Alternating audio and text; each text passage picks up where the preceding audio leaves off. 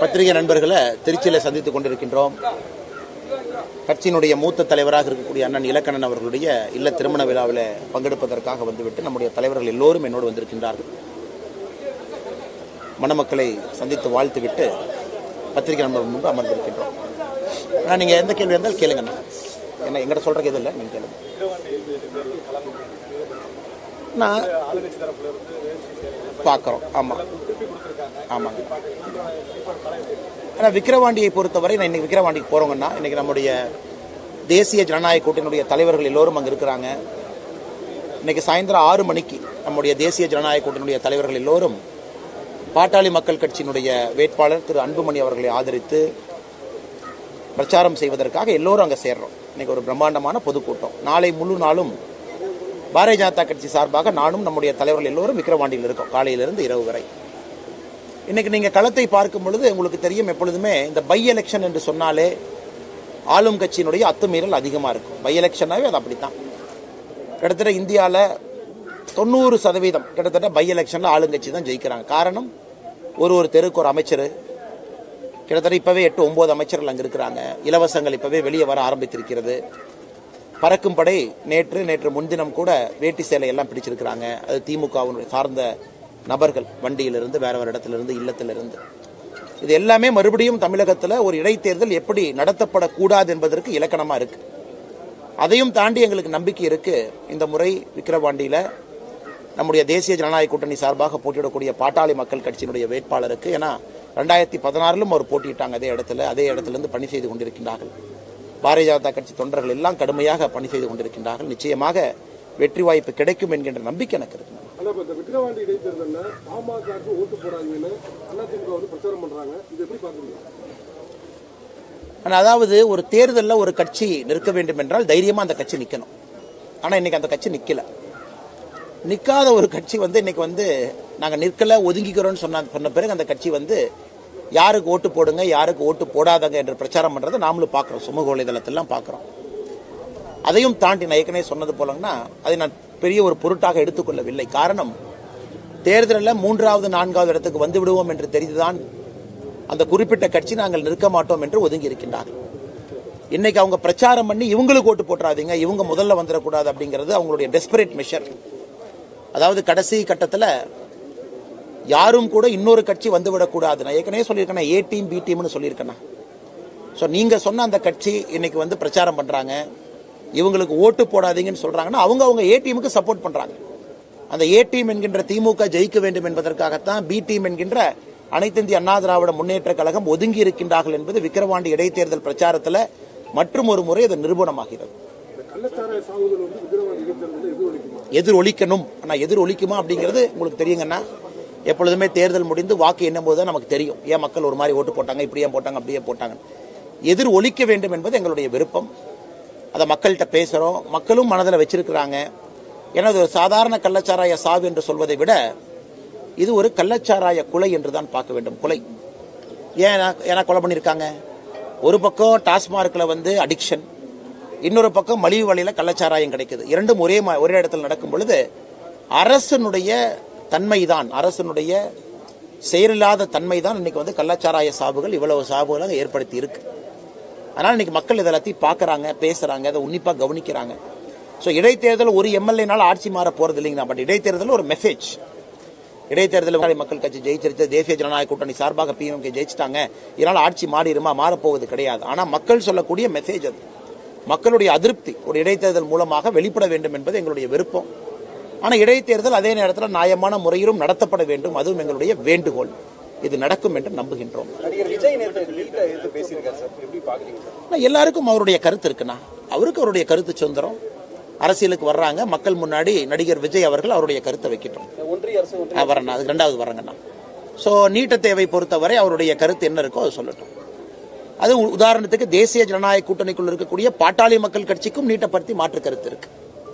அது ஒரு ஆரோக்கியமான அரசியல்ல எல்லா கருத்துக்களும் இருக்கட்டும், அதை பத்தி பிரச்சனை இல்லை. அதே நேரத்தில் பாரதிய ஜனதா கட்சி நீட்டினுடைய எங்களுடைய ஆதரவு இன்னும் வலிமையாக நாங்கள் வைத்திருக்கின்றோம். காரணம், ஸ்டாட்டிஸ்டிக்ஸ் நம்பர், நீட்ல யாரெல்லாம் பாஸ் ஆயிருக்கிறாங்க, எத்தனை பேர் போயிருக்காங்க, நீங்க பாத்தீங்கன்னா நம்பர் பொய் சொல்ல போறது இல்லை. ஆனால் நாங்க ஆதாரத்தின் அடிப்படையில் நீட்டை சப்போர்ட் பண்றோம். ஆதாரத்தின் அடிப்படையில் நீட் யாருக்கும் எதிரானது இல்லை என்பது 2016 ஒரு ஆண்டும் கூட புருவாது. 2000 இந்த வருஷம் எடுத்துக்கங்க, 59% pass mark, highest pass percentage இந்த last 5 years. All India toppers தமிழ்நாட்டில் இருந்து. போன ஆண்டை போல இந்த ஆண்டும் அதிகமாக நீட்டு மாணவர்கள் அரசு பள்ளியிலிருந்து அரசு மருத்துவக் கல்லூரிக்கு போக போறாங்க. நாங்கள் திரும்ப திரும்ப கேட்கறது, இன்னைக்கு சட்டப்பேரவையில் 2-3 முறை திராவிட முன்னேற்ற கழகத்தினுடைய அரசு நீட்டை எதிர்த்து தீர்மானம் கொண்டு வந்திருக்காங்க. ஒரு வெள்ளை அறிக்கை கொண்டு வரதுக்கு என்ன பிரச்சனைன்னு தான் நாங்கள் கேட்கிறோம். தீர்மானம் கொண்டு வரும் பொழுதே நீட்டுக்கு 10 ஆண்டுகள் முன்பு, நீட்டு வருவதற்கு 10 ஆண்டுகள் முன்பு எத்தனை பேர் அரசு மருத்துவக் கல்லூரிக்கு தனியார் மருத்துவக் கல்லூரிக்கு போனாங்க, யாரு, ஒரு டேட்டா. நீட்டு வந்த பிறகு எத்தனை பேர் போனாங்க. நீட் 2016 கிட்டத்தட்ட உங்களுக்கு வந்து 15-16 பார்த்தீங்கன்னா 10 வருஷம் ஆயிடுச்சுங்கண்ணா. ஸோ இந்த 10 ஆண்டுகளுக்கான டேட்டா, இதுக்கு முன்பு 10 ஆண்டுகளுக்கான டேட்டா கொடுத்தா பிரச்சனை முடிஞ்சுதேனா? இல்லைங்க, இங்க பாருங்க, டேட்டாவை பாருங்க. நீட்டு வந்த பிறகு சரியில்லை, ஓபிசி சமுதாயம் போல, எஸ்சி எஸ்டி சமுதாயம் போல, பிற்படுத்தப்பட்ட மக்கள் போகல, பழங்குடியின மக்கள் போல அப்படின்னு கொண்டு வாங்க. இல்லை, அந்த டேட்டா நமக்கு இருக்கு. இல்லை, இதை மாநில அரசு டேட்டாவே கொடுக்காம வண்டி ஓட்டிட்டு இருக்காங்க.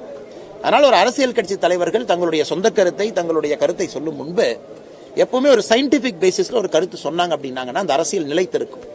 இன்னைக்கு தமிழ்நாட்டில்னா பாரதிய ஜனதா கட்சி எதிர்த்து பேச வேண்டும் என்பதற்காக இந்த நீட்டு எதிர்ப்பு அப்படியே வச்சு வண்டி ஓட்டிட்டு இருக்காங்க. இந்த நீட் எதிர்ப்புக்கு எத்தனை பொய் சொன்னாங்க. ஒரு கையெழுத்துல நீக்கிடுவோம், இப்படி நீக்கிறோம், அப்படி நீக்கிறோம். இந்தியாவில் எல்லா இடத்திலும் இதுவரை நீட்டை ஏத்துக்கிட்டாங்க. இன்னைக்கு பாரதிய ஜனதா கட்சி எதிர்க்க வேண்டும் என்கின்ற ஒரே காரணத்திற்காக மம்தா பானர்ஜி நீட்டை எதிர்க்கிறாங்க. ஆனா மம்தா பானர்ஜி அவர்கள் 7 ஆண்டுகளா நீட் எதிர்க்கலையே. 2017 மம்தா பானர்ஜி எதிர்த்தாங்களா, 18 எதிர்த்தாங்களா, 19 எதிர்த்தாங்களா? இன்னைக்கு இந்தி கூட்டணி திமுக எதிர்க்குது, பிஜேபி எதிர்ப்பதற்கு நீட் ஒரு ஆயுதமா பயன்படுத்தலாம் அப்படிங்கறதுக்காகத்தான் மம்தா பானர்ஜி எதிர்க்கிறாங்க. இன்னைக்கு இரண்டாவது, இப்ப நீங்க சொன்னீங்க நடிகர் விஜய் அவர்கள் ஒன்றிய அரசு அப்படின்னு சொல்லியிருக்காங்க. ஆனா நாங்கள் தெளிவாக இருக்கின்றோம். யார் என்ன வேண்டுமானாலும் சொல்லிக் கொள்ளட்டும். இந்தியாவுடைய அரசியலமைப்பு என்ன உணர்த்தது? இந்த கட்சிகள் எல்லாமே 2021 முன்னாடி ஒன்றியங்கிற வார்த்தை வந்துச்சா? இல்லை. ஆனா இன்னைக்கு விஜய் அவர்களும் கூட திமுக சார்ந்த அரசியல் நான் கையில் எடுக்க போறேன்னா மோஸ்ட் வெல்கம், நோ ப்ராப்ளம். திமுக சார்ந்த அரசியல் எல்லாம் கையில் எடுத்தாங்கன்னா பாரதிய ஜனதா கட்சி மட்டும் தனித்திருக்கும். எங்களுக்கு அது சந்தோஷம். ஏன்னா எங்களுடைய இடத்துல நாங்கள் விளையாட போறோம். ஸோ விஜய் அவங்களும் திமுக எடுத்திருக்கக்கூடிய அப்படியே அந்த கொள்கை முடிவை சார்ந்து போறாங்க, போகட்டும், சந்தோஷம். திமுக அங்கேயே இருக்கட்டும், போட்டு சந்தோஷம். அதிமுகவும் அந்த பக்கம் இருக்கிறாங்க, சந்தோஷம்னா எங்களுடைய அரசியல் இன்னும் எளிமையாகுது. ஏன்னா பாருங்க, பெரும் தலைவர்கள்லாம் இருக்கிறாங்க. இன்னைக்கு பாரதிய ஜனதா கட்சியினுடைய அரசியல் மட்டும் தனித்திருக்கு. அது எங்களுக்கு இன்னும் சந்தோஷம். 4 முனை போட்டியாக வரும்பொழுது தமிழகத்தில் 25% ஓட்டு வாங்கினா எம்எல்ஏ ஆயிரலாம். அதான் 2026 தேர்தலுடைய தாக்கம். அப்ப பாரதிய ஜனதா கட்சி சித்தாந்தம் மட்டும் தனித்திருக்கும். இங்க இருக்கக்கூடிய எல்லா கட்சிகளும் ஒன்றிய அரசு, எல்லா கட்சிகளும் நீட் எதிர்ப்பு, எல்லா கட்சிகளும் இப்படியே, எல்லா கட்சிகளுக்கும் இருமொழி கொள்கை, எல்லா கட்சிகளும் அப்படி இருக்கட்டும். அவங்க மிச்சிருக்கக்கூடிய 40% ஓட்டை பிரிச்சுக்கிட்டோம். ஆனா தமிழகத்தில் எத்தனையோ சதவீத மக்கள் இன்னைக்கு 3 மொழி வேணும்னு கேட்கிறாங்க. 3வது மொழி எனக்கு பிடித்த மொழி வேண்டும் என்று கேட்கின்றாங்க. அது இந்தியா இருக்கட்டும், கன்னடமா இருக்கட்டும், தெலுங்கா இருக்கட்டும். தமிழ்நாட்டில் எத்தனையோ மக்கள் வந்து நீட்டு வேண்டும் என்று சொல்கின்றாங்க. அவங்க எல்லாம் பாரதிய ஜனதா கட்சியின் பக்கம் தானே வரப்போறாங்க. அதனால் இது எங்களுடைய அரசியலுக்கு இன்னும் பலமாக நான் பார்க்கின்றேன். விஜய் அவர்களாக இருக்கட்டும், தொடர்ந்து திமுக சார்ந்த கொள்கைகளை அவர்கள் எடுக்க தமிழகத்தில் பாரதிய ஜனதா கட்சிக்கு உட்பட்ட எங்களுடைய வாக்கு, எங்களுடைய அங்கீகாரம் இருக்கக்கூடிய மக்களுடைய எங்கள் மேல் வைக்கக்கூடிய நம்பிக்கை எங்களுக்கு அது ஆதரவாக வந்துகிட்டு தான் இருக்கும். அதனால் இது அரசியல் கட்சி தலைவராக நீங்க விஜயோட கமெண்ட் என்னன்னு கேட்டீங்கன்னா நான் வரவேற்பேன்னு தான் சொல்லுவேன். ஏன்னா எங்களுடைய அரசியலுக்கு அது நல்லது, அது எங்களுடைய கட்சி வளர்ச்சிக்கு அது நல்லதுதான். ஆனால் ஒரு சாதாரண மனிதனாக அந்த கருத்தை பார்த்தீங்கன்னா அது சரியில்லாத கருத்து என்று சொல்லுவேன். இன்னும் கொஞ்சம் சயின்டிபிக் டேட்டாவை பார்த்து அவங்க சொன்னாங்கன்னா, பேசினாங்கன்னா சிறப்பாக இருக்கும் என்பது எங்களுடைய கருத்துங்கண்ணா. என்ன மொழி சொல்லுங்கண்ணா? சரி,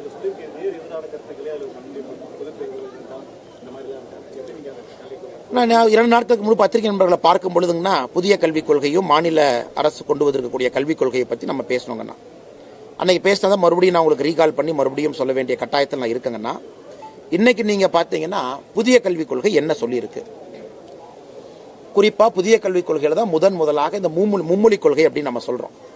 இதுவரைக்கும் மும்மொழி கொள்கை தான் இருந்துச்சு. யாராவது திமுக காரங்க இல்லைன்னு சொன்னாங்கன்னா அது தப்பு. இந்தியாவில் இருக்கக்கூடிய 2 கல்விக் கொள்கை, first education policy, second education policy, 2 கல்விக் கொள்கையும் கூட இந்தியாவை பொறுத்தவரை ஹிந்தியை கட்டாய மொழியாக வைத்திருந்தார். எப்பன்னா 2020 வரைக்கும். அது திமுக இல்லைன்னு சொல்லாங்கன்னா 2020 வரைக்கும் இந்தியாவில் ஹிந்தி என்பது கட்டாய மொழியா இருந்துச்சு. அதான் அபிஷியல் கல்விக் கொள்கை. அது தமிழ்நாடு அரசு ஃபாலோ பண்ணாம இருந்திருக்கலாம், அது வேற. ஆனா இப்பதான் முதலாக புதிய கல்விக் கொள்கையில ஹிந்தி ஆப்ஷனல்னு வந்திருக்கு. நீங்க ஹிந்தி படிச்சா படிங்க, இன்னொரு மொழி படிச்சாலும் படிங்க, மலையாளம் படிச்சாலும் படிங்க. இது புதிய கல்விக் கொள்கையினுடைய முக்கியமான ஒரு விஷயம். இன்னைக்கு தமிழக அரசினுடைய கல்விக் கொள்கையில அவங்க கொண்டு வந்திருப்பால் என்ன சொல்றாங்கன்னா, நாம விஸ்வகர்மா யோஜனா கொண்டு வந்தா, மோடி ஐயா கொண்டு வந்தா அது குலக்கல்வி திட்டம். ஆனா இன்னைக்கு தமிழ்நாடு அரசினுடைய கல்விக் கொள்கையில ஒரு வார்த்தையை சொல்றாங்க. அதாவது மீனவர்கள் மீனவ நண்பர்கள் அதிகமாக இருக்கக்கூடிய பகுதி, கடற்கரையோரத்தில் இருக்கக்கூடிய அரசு பள்ளி, தனியார் பள்ளியில ஒரு மாணவர் படிக்கிறாங்க, அவங்க தந்தை தாய் எல்லாம் மீனவரா இருக்கிறாங்க அப்படின்னா அவர்களுக்கு கடற்கரையோரத்தில் சொல்லிக் கொடுப்பாங்களாமா. என்னென்ன சொல்லிக் கொடுப்பாங்களாமா?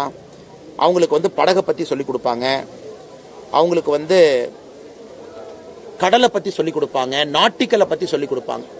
இது குலக்கல்வி இல்லையானே?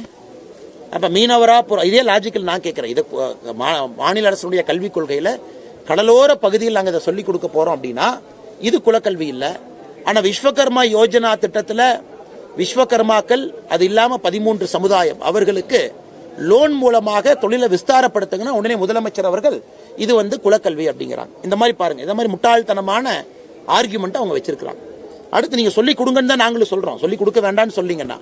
ஆனா அதை குலக்கல்வி என்று சொன்னால் இது குலக்கல்வி இல்லையா என்பதுதான் எங்களுடைய கேள்வி. இன்னைக்கு மதராசால நிறைய பேர் படிக்கிறாங்க. மதராசால படிக்கக்கூடிய அந்த சிலபஸ், அதற்கு மாநில அரசினுடைய இந்த கல்விக் கொள்கை கொண்டு வந்திருக்கக்கூடிய குழு அங்கீகாரம் கொடுத்து அந்த மதராசாவினுடைய சிலபஸ் இந்தியாவில் இருக்கக்கூடிய ராணுவ பரீட்சை டிஃபென்ஸ், இந்தியாவில் இருக்கக்கூடிய சிவில் பரீட்சை, இந்தியாவில் இருக்கக்கூடிய பேங்கிங் பரீட்சை, இதுக்கெல்லாம் நீங்க அங்கீகாரம் கொடுக்கணும் அப்படிங்கிறாங்க மத்திய அரசு. மதராசாவில் இருக்கக்கூடிய சிலபஸை மத்திய அரசினுடைய பேங்கிங், சிவில், டிஃபென்ஸ் எக்ஸாமினேஷனுக்கு இதை கொடுங்க. இது எப்படி ஏற்றுக்கொள்ள முடியும்? நீங்களே சொல்லுங்க. இந்தியாவை பொறுத்தவரை ஒரு பக்கம் secular education, madrasa education is not a secular education. அப்ப செக்குலர் எஜுகேஷன் இல்லாத ஒரு எஜுகேஷனை மத்திய அரசு மாநில அரசினுடைய எஜுகேஷன் என்ட்ரன்ஸ் எக்ஸாமினேஷனுக்கு கொண்டு வந்தா மக்கள் ஒத்துக்குவாங்களா? இது மைனாரிட்டி பாலிடிக்ஸ் இல்ல அப்படின்னா எது மைனாரிட்டி பாலிடிக்ஸ்னா? அடுத்து இன்னொன்னு பாருங்க, எனக்கு எந்த பள்ளிக்கூடங்களாக இருந்தாலும் எல்லா பள்ளிக்கூடங்களும் அந்தந்த ஊர்ல ஸ்கூல் மேனேஜ்மெண்ட் கமிட்டி எஸ்எம்சி ஒன்று வச்சிருக்காங்க. அந்த எஸ்எம்சி யாரு கீழே வருதுனாங்கன்னா மக்களால் தேர்ந்தெடுக்கப்பட்ட பிரதிநிதிகளுக்கு கீழே வருது. ஒரு பஞ்சாயத்து கீழே, கார்பரேஷனுக்கு கீழே, முனிசிபாலிட்டி கீழே எஸ்எம்சி வரும், ஸ்கூல் மேனேஜ்மெண்ட் கமிட்டி. இன்னைக்கு இவங்க என்ன சொல்றாங்க, மைனாரிட்டி நடத்தக்கூடிய பள்ளிக்கூடங்கள் எஸ்எம்சிக்கு கீழே வரக்கூடாது. ஆனா மைனாரிட்டிக்கு இருக்கக்கூடிய அதிகாரம் இருக்கட்டுங்கண்ணா, அரசியலமைப்பு சட்டத்தில் இருக்கு, அதை நாங்களும் வரவேற்கிறோம், அது இருக்கட்டுங்கண்ணா. ஆனா மைனாரிட்டி பள்ளிகள் இருக்கக்கூடிய ஸ்கூல் மேனேஜ்மெண்ட் கமிட்டி இதுல வரக்கூடாது. இது மைனாரிட்டி அப்பீஸ்மெண்ட் இல்லை என்றால் எது மைனாரிட்டி அப்பீஸ்மெண்ட்? மக்கள் பிரதிநிதிகளுக்கு கீழே வரக்கூடாதுன்னா மக்கள் பிரதிநிதிகளை மக்கள் தானே தேர்ந்தெடுத்தாங்க, பாரதிய ஜனதா கட்சி தேர்ந்தெடுத்ததா? அடுத்து பாருங்க, உருது ஸ்கூல்ஸ் அதிகமா ஆரம்பிக்கணும். இதெல்லாம் மாநில அரசினுடைய கல்விக் கொள்கையில கொடுத்திருக்காங்க. உருது ஸ்கூல் அதிகமா ஆரம்பிக்கணும், உருது டெக்ஸ்ட் புக் அதிகமா கொண்டு வரணும். இது உருது திணிப்பு இல்லையா? ஹிந்தி திணிப்புன்னு சொல்லக்கூடிய திமுக அரசு உருது பள்ளிகளை அதிகமாக ஆரம்பியுங்கள், உருது டெக்ஸ்ட் புக்கை கொண்டு வாங்கன்னு சொல்றாங்க. இது உருது திணிப்பு இல்லையா? எஜுகேஷன் ஒரு பக்கம் செக்குலரா இருக்கணும், ஒரு பக்கம் எல்லாருக்கும் சமமா இருக்கணும், அந்தந்த மதம் சார்ந்த பள்ளிக்கூடங்கள் இருக்கணும். ஆனா அதை நீங்க என்ன பண்றாங்க, சிஸ்டமிக்கா அதை உள்ள கொண்டு வர பாக்குறாங்க. நார்மல்சி ஆஃப் எஜுகேஷன் உள்ள கொண்டு ஒரு என்ட்ரன்ஸ் எக்ஸாமினேஷன் பரீட்சையில மதராசா பள்ளிக்கூடங்களுடைய சிலபஸை கொண்டு வரணும்னா எப்படி அதை ஏத்துக்குவீங்கன்னா? அப்புறம் மத்திய அரசினுடைய கல்விக் கொள்கை, புதிய கல்விக் கொள்கை என்ன இருக்கோ அப்படியே கட் காப்பி பேஸ்ட். பக்கம் 13 4வது சரத்துல நாம தாய்மொழி தான் மூலதனமா இருக்கணும் டில் கிளாஸ் 5, முடிஞ்ச வரைக்கும் கிளாஸ் 8 கொண்டு போங்க, அதான் மீடியம் ஆஃப் இன்ஸ்ட்ரக்ஷன். இன்னைக்கு முதலாக இத்தனை ஆண்டுகள் கழித்து தமிழை வைத்து பிழைப்பு நடத்துகின்ற திராவிட முன்னேற்ற கழகம் 2024 கல்விக் கொள்கையில முதலா சொல்றாங்க தமிழை பயிற்று மொழியா கொண்டு வாங்க. இத்தனை காலமாக அது கிடையாது. அது பேஜ் நம்பர் 1ல டெக்னாலஜி புதிய கல்விக் கொள்கை நம்மளுது, பேஜ் நம்பர் 40 பக்கம் 13. எல்லா கிளாஸ் ரூம்லயும் டெக்னாலஜி 8 இருக்கணும். மாநில அரசு கல்விக் கொள்கை பக்கம் 12. இன்க்ளூசிவ் எஜுகேஷன், ஜாதி வேற்றுமை இருக்கக்கூடாது, மொழி வேற்றுமை இருக்கக்கூடாது, ஆண் பெண் வேற்றுமை இருக்கக்கூடாது. நாம சொல்றது இன்க்ளூசிவ் எஜுகேஷன் பக்கம் 24. தமிழக அரசு பக்கம் 23 இன்க்ளூசிவ் எஜுகேஷன். கிரிட்டிக்கல் திங்கிங், வெறும் படிச்சுட்டு வாமிட் எடுக்காம கொஞ்சம் புத்தி கூர்மையாக யோசிச்சு அந்த கல்வியை பயன்படுத்தணும். பேஜ் நம்பர் 12 4 நம்மளுது. மாநில அரசு பேஜ் நம்பர் 7. லைப்ரரி, எல்லா இடத்துலயும் லைப்ரரி ஓபன் பண்ணணும், குழந்தைகளுக்கு லைப்ரரி படிக்கிறத ஊக்குவிக்கணும். பேஜ் நம்பர் 52 புதிய கல்விக் கொள்கை, இவங்க பேஜ் நம்பர் 13.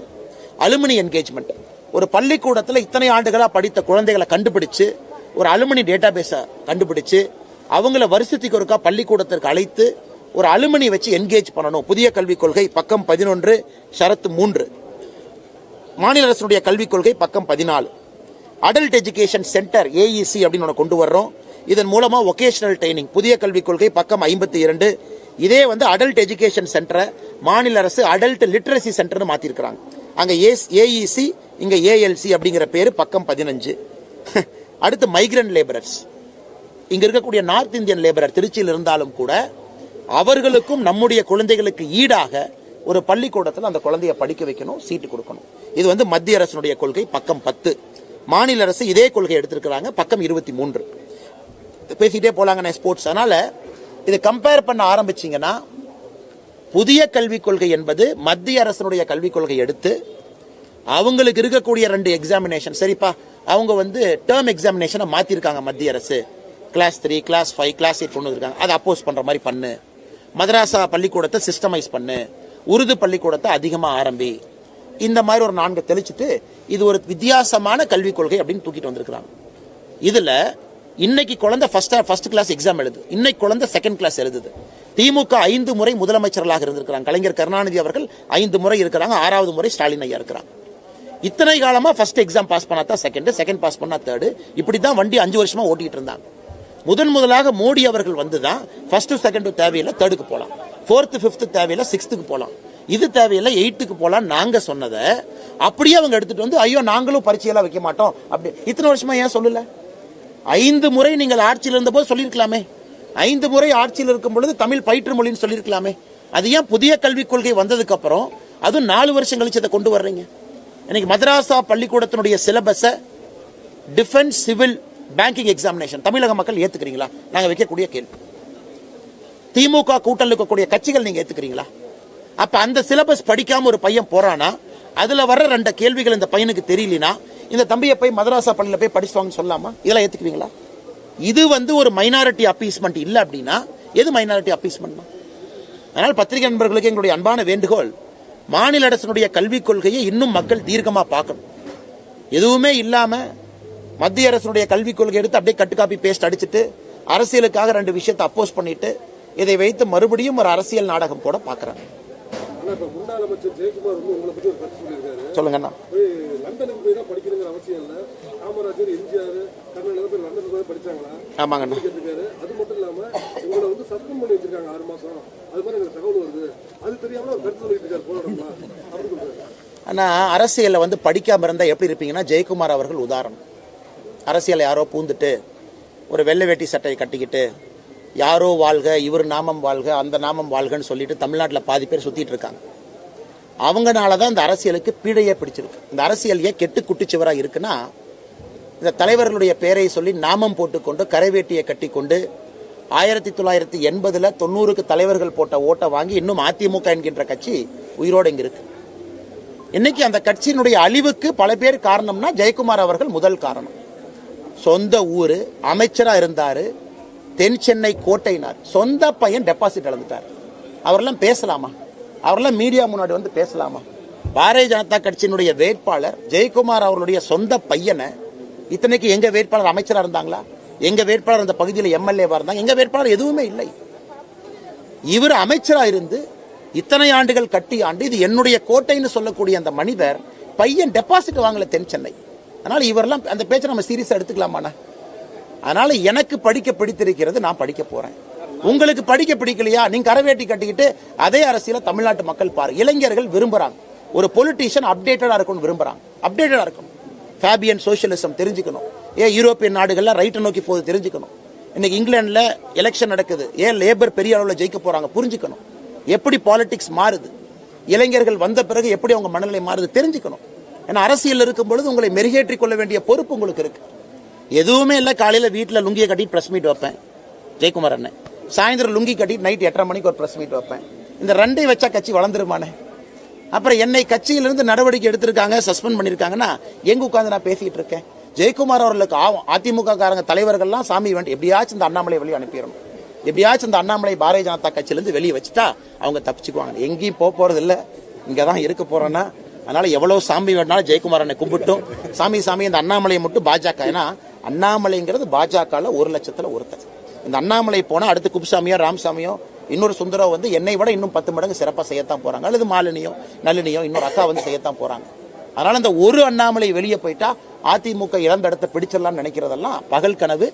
ஜெயக்குமார் அண்ணன் லுங்கியை கட்டிட்டு எத்தனை பிரஸ் மீட் கொடுக்கட்டும், ஒரு பிரஸ் மீட்டும் அதிமுக அழிந்து கொண்டிருக்கிறது என்பது தொண்டர்களுக்கு தெரியும். அதிமுக தொண்டர்களுக்கு தெரியும். முனுசாமி அண்ணனும் ஜெயக்குமார் அண்ணனும் ஒரு பிரஸ் மீட் பேசினா பிஜேபிக்கு 1% ஓட்டு இந்த பக்கம் அதிகமாகும். அதனால அவங்க நிறைய பேசணும், நிறைய அது மாதிரி செஞ்சுக்கிட்டே இருக்கணும். அப்பதான் எங்க கட்சி இன்னும் வேகமா வளரும். அதுக்கு பதில் கொடுத்திருந்தாங்கன்னா சு வெங்கடேசன் அவர்களுடைய கமெண்ட், செங்கோல் என்பது ஒரு கொடுங்கோல் ஆட்சியினுடைய சாட்சி, அந்த புறத்துல பெண்களை அடிமைப்படுத்தி வைத்திருந்தார்கள் செங்கோல் பிடித்த அரசர்கள் அப்படின்னு. ஆனா மதுரை மேயருக்கு சு வெங்கடேசன் அவர்களும் அண்ணன் பிடிஆர் அவர்களும் சேர்ந்து செங்கோலை பரிசா கொடுக்கறாங்க. அந்த போட்டோவை போட்டு என்னையும் அப்படி பேசுறீங்க, பார்லிமெண்ட்டுக்கு வெளியே செங்கோல் வேணும், ஆனா பார்லிமெண்ட்டுக்குள்ள செங்கோல் வேண்டாம்னா அதற்கு ஒரு புதிய இலக்கணத்தை வெங்கடேசன் கொடுத்திருந்தாங்க. அதற்கு நேற்று நான் பதில் சொல்லியிருந்தேங்கண்ணா. அதாவது சு வெங்கடேசன் அவர்கள் ஒரு அற்புதமான ஒரு கதையாசிரியர், நாவலாசிரியர், சரித்திரத்தை பார்க்கக்கூடிய பார்வை அவருக்கு நல்ல பார்வை. அவருடைய எல்லா கதைக்களத்திலும் பார்த்தீங்கன்னா காலம் தான் கதாநாயகன். சு வெங்கடேசன் அவருடைய கதையில காலம் ஒரு கதாநாயகனா இருக்கும். இன்னைக்கு இந்த காலம் என்ன பண்ணிடுச்சுனாங்கன்னா, இந்த கம்யூனிஸ்ட் கட்சியை உருட்டி உருட்டி உருட்டி கொண்டு வந்து ஒரு டெபாசிட் இல்லாத கட்சியா உட்கார வச்சிருக்கு.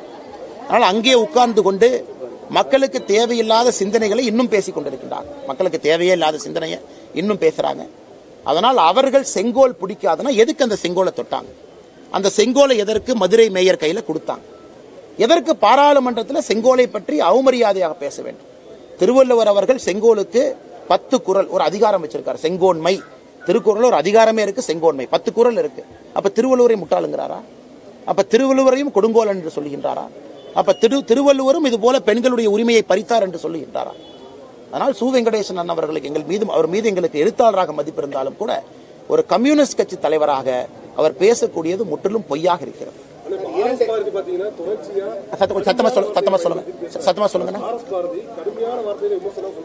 அண்ணே, ஆர்.எஸ். பாரதி அவர்களை பொறுத்த வரைக்கும் நான் இத்தனை காலமா இந்த பூனைக்கு யாரு மணி கட்டுறதுன்னு வருகின்ற செவ்வாய்க்கிழமை காலை சென்னை கோர்ட்ல நானே அப்பியர் ஆகி ஆர்.எஸ். பாரதி அவர்களுக்கு ஒரு டிஃபமேஷன் நோட்டீஸ் கொடுத்து 1 வாரம் ஆச்சுங்கண்ணா. அவர் என்ன சொல்லியிருந்தாருன்னா, கள்ளக்குறிச்சியிலே கள்ளச்சாராய சாவு காரணம் அண்ணாமலையாமா. ஏன்னா பாண்டிச்சேரியில் நான் கள்ளச்சாராயம் காட்சி அதை வந்து கள்ளக்குறிச்சிக்குள்ள டிரான்ஸ்போர்ட் பண்ணி திமுக அரசுக்கு கெட்ட பேர் வர வேண்டும் என்பதற்காக நானே அந்த ஹோஸ் பாட்டில் வச்சு அவங்க வாயில ஊத்தி அவங்க இறந்து போனதுக்கு அப்புறம் ஹாஸ்பிட்டல் அட்மிட் பண்ணிருக்கேன்னு ஒரு பேட்டி கொடுத்தார். அதுக்கு நோட்டீஸ் கொடுத்து 1 கோடி ரூபாய் கேட்டிருந்தேன். அந்த 1 கோடி ரூபாயும் கள்ளக்குறிச்சியில மதுவினால் சீரழிந்த குடும்பம் மறுவாழ்வு மையத்துக்கு நான் கொடுக்க போறேன். அதற்கு அவர் பதில் கொடுக்காத காரணத்தினால வருகின்ற செவ்வாய்க்கிழமை காலையில சென்னை கோர்ட்ல இந்த டிஃபமேஷன் கேஸ அடுத்த கட்டத்துக்கு எடுத்துட்டு போய் இதை கேஸா நான் ஃபைல் பண்ண போறேன். நானே பர்சனல் அப்பியர் ஆகி செவ்வாய்க்கிழமை காலையில் இது நடக்கும். இது ஆர்.எஸ். பாரதி அவர்கள் மீது ரொம்ப நாளைக்கு அப்புறம் யாரோ போடக்கூடிய முதல் வழக்கு. இது எங்க போய் முடியுதுன்னு பார்க்கலாங்க. இந்த டிஃபமேஷன் கேஸ லாஜிக்கல் எண்டுக்கு நான் எடுத்துட்டு தான் போறேன். இது விட போறது இல்லை. ஏன்னா இந்த மனுஷனை யாரும் இது செய்யாதனால அடுத்து நான் மைக்கு பிடிச்சு இன்னொன்னு சொல்றாரு, நாய் கூட பிஏ வாங்கலாமா, அந்த பிஏ வந்து வாங்கினா மரியாதை இல்லையாமா, நாய் கூட வாங்கலாமா அப்படின்னு இவங்க நினைக்கிறாங்கன்னா, இந்த பிஏ வாங்குறது உதயநிதி ஸ்டாலின் மாதிரி அண்ணா யூனிவர்சிட்டிக்கு போகாம எங்கேயோ பரீட்சை எழுதி வாங்குறது, டிகிரியே இல்லாம இவங்க பாட்டு டிகிரி வாங்குறது. இங்க பிஏ படிக்கிறவங்களாம் கஷ்டப்பட்டு டவுன் பஸ்ல போய் ஏறி இறங்கி வெயில் நடந்து ஏதோ ஒரு ஜெராக்ஸ் கடையில் புக்கை ஜெராக்ஸ் போட்டு அதை கஷ்டப்பட்டு படிச்சு அந்த குடும்பத்தில் முதல் தலைமுறையா டிகிரி படிச்சு உருண்டு பிறண்டு படிக்கிறவங்க எல்லாம் நாயாமா. ஆனா இவங்க மாதிரி எங்கேயா டிகிரி வாங்கியிருக்காங்கன்னா யாருக்கு தெரியாது. உதயநிதி ஸ்டாலின் எந்த காலேஜுக்கு போனார் யாருக்கு தெரியாது. அவர் எக்ஸாம் எழுதின யாராச்சும் பாத்தீங்களா யாருக்கும் தெரியாது. இல்ல ஸ்டாலின் ஐயா எங்க போய் படிச்சாரு யாருக்கும் தெரியாது. ஆனா இந்த கட்சியை சார்ந்தவர்கள் மேடையில மைக் எடுத்து இந்த மாதிரி பிஇ வாங்கினவங்களாம் நாய். அதனால தொடர்ந்து பேசிக்கிட்டே இருக்காங்கண்ணா. இதற்கு ஒரு இடத்துல மணி கட்டி ஆகணும். அதனால தான் நான் முடிவு செய்திருக்கின்றேன், இந்த கள்ளக்குறிச்சியில என்னை பற்றி பேசி அவதூறு இன்னைக்கு வழக்காக நான் முன்னெடுக்க போகின்றேன். எப்பவுமே நோட்டீஸ் கொடுப்போம், நோட்டீஸ்க்கு அப்புறம் ஆக்ஷன் எடுக்க மாட்டோம். ஆனா அது வழக்காக செவ்வாய்க்கிழமை மாத்தி கொண்டு போறோங்கண்ணா. ஆமாங்கண்ணா. ஆனா நீங்க பாருங்க, ஒரு காலத்துல மேயர்னா எவ்வளவு மரியாதைங்கண்ணா. இன்னைக்கு இந்த 2 மேயர்ல ஒரு மேயர் கோயம்புத்தூரை சார்ந்த மேயர். எதுக்கு? அந்த மேயருடைய சொந்த வார்டில் நம்ம கட்சி 300 ஓட்டு ஜாஸ்தியா வாங்கிடுச்சாங்க. காரணம், அந்த மேயருடைய சொந்த வார்டில் நம்ம பிஜேபி நம்ம கட்சிக்காரங்க உழைத்து நம்ம வேட்பாளர் அந்த இடத்துல வந்து 300 ஓட்டு அதிகமாக வாங்கிட்டாராமா அந்த ராஜ்குமார் அவரோட. உடனே திமுக ஒரு கோஷ்டி வந்து இந்த மேயர் வந்து செந்தில் பாலாஜி ஆள், அதனால இவரை தூக்குங்க, எப்படி 300 ஓட்டு இவங்க வாங்கியிருக்கலாம், ஒரு அண்ணாமலைக்கு அவங்க உதவி பண்ணியிருப்பாங்களா இப்படின்னு ஒரு புரளி கோயம்புத்தூர். இன்னொரு பக்கம் மேயருடைய கணவர் வந்து கரப்ட் அப்படின்னு ஒரு புரளி, இன்னொரு பக்கம் இந்த மேயர் சரியில்லைன்னு ஒரு புரளி. ஆனால் மொத்தமாக சொல்லணும்னா திமுக கட்சியே சரியில்லை, அந்த மேயரை மாற்றினா எப்படி ஆச்சு? அந்த திருநெல்வேலி மேயர் நீங்கள் சொன்னீங்கல்ல, இன்னொன்று திருநெல்வேலி மேயர் இல்ல, அந்த மேயரை நீக்கணும் திமுக காரனே கையெழுத்து போட்டு திமுகவினுடைய கவுன்சிலர்ஸே கையெழுத்து போட்டு நீக்கணும்னு இருக்காங்க. அந்த மேயர் தானே திருநெல்வேலியில் வெள்ளம் வந்த போது சேலத்தில் போய் பந்தல் போட்டுட்டு இருந்தார், அவர் தானே அது. அதனால் தமிழகத்தை பொறுத்த வரைக்கும் எல்லா மேயரையும் நீக்கிட்டீங்கன்னா நாங்கள் நிம்மதியாக இருக்கும். நீங்கள் 2 மேயரை மட்டும் நீக்காதீங்க, எல்லா மேயரையும் நீக்கிட்டீங்கன்னா அந்த மேயர் ஆஃபீஸ்க்கு ஒரு அழகு வரும், மேயர் ஆஃபீஸ்க்கு ஒரு கம்பீரம் வரும். இந்த கரப்ஷன் இல்லாமல் மக்கள் நிம்மதியாக போய் கார்பரேஷன் மாநகராட்சியில் வேலையை முடிச்சுட்டு வருவாங்க. அதனால் எங்கள் அன்பை வேண்டுகோள், ஏன் 2 பேர்த்த நீக்கிறீங்க, எல்லாத்தையும் நீக்கிட்டா உங்களுக்கு புண்ணியமாக போகும். சரி, நன்றி.